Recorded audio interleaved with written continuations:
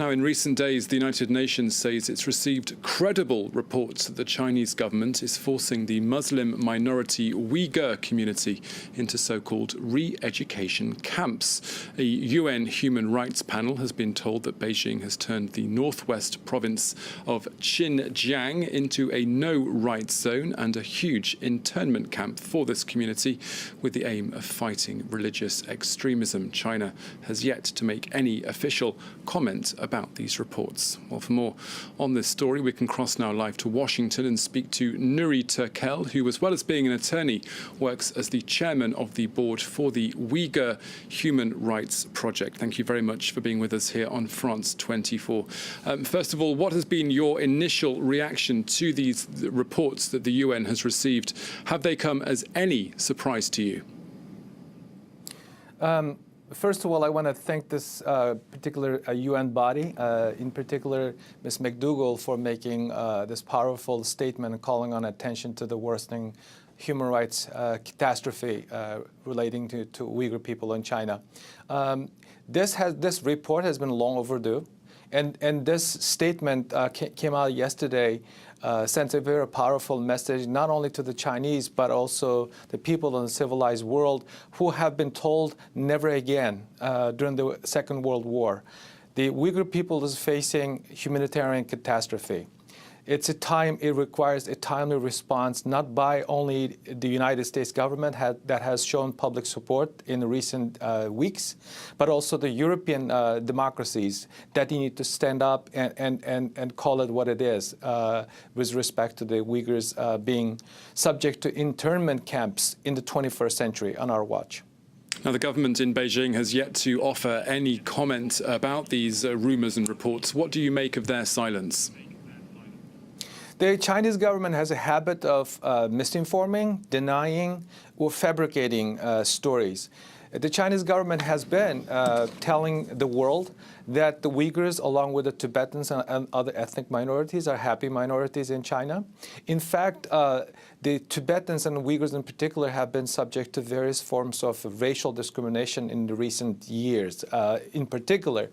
But this has been an ongoing struggle.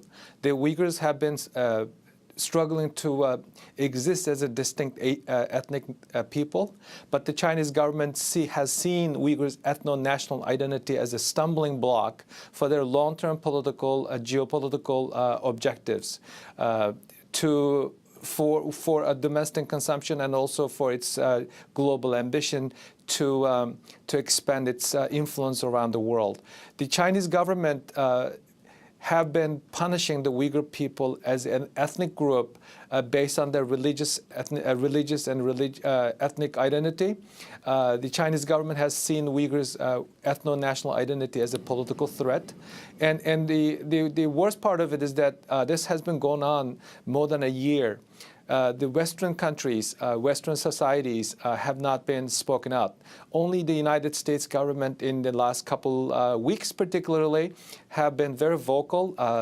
Even Vice President Mike Pence have spoken out. So I call on the democracies around the world who cherishes individual freedom and who does not want to see the catastrophes of the Second World War to happening again, or history repeating itself in the 21st century.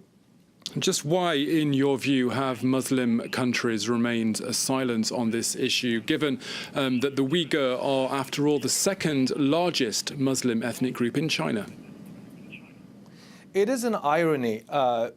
Since 9/11, the Chinese government has opportunistically used war on terrorism to label the entire Uyghur population as some sort of a religious fanatics, extremist, or a group of people that poses national security threat.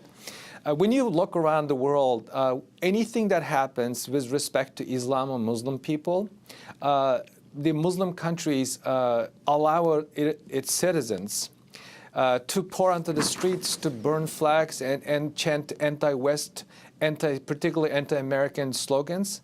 And yet when it comes to China, they've been awfully quiet. So it makes you wonder, is the Uyghurs happen to be wrong type of Muslim, and the China happen to be a wrong type of government to criticize? The hypocrisy is mind-boggling. I understand that the Muslim countries are not exactly the beacon of hope for democracy and individual freedom, but in the individual level, the human level, their Muslim brothers and sisters are suffering in China. Let me give you one example. Just being carrying a Muslim name can be crime in China today. It sounds incredible for those of us live in a civilized world, but in fact that the Uyghur people have been punished right and left just simply because of their ethnicity, because of their religious beliefs. The Muslim world has some level of influence over China when it comes to religious freedom. For example, Saudi Arabia should use their economic leverage to convince the Chinese to at least allow the Uyghurs basic Islamic religious practices.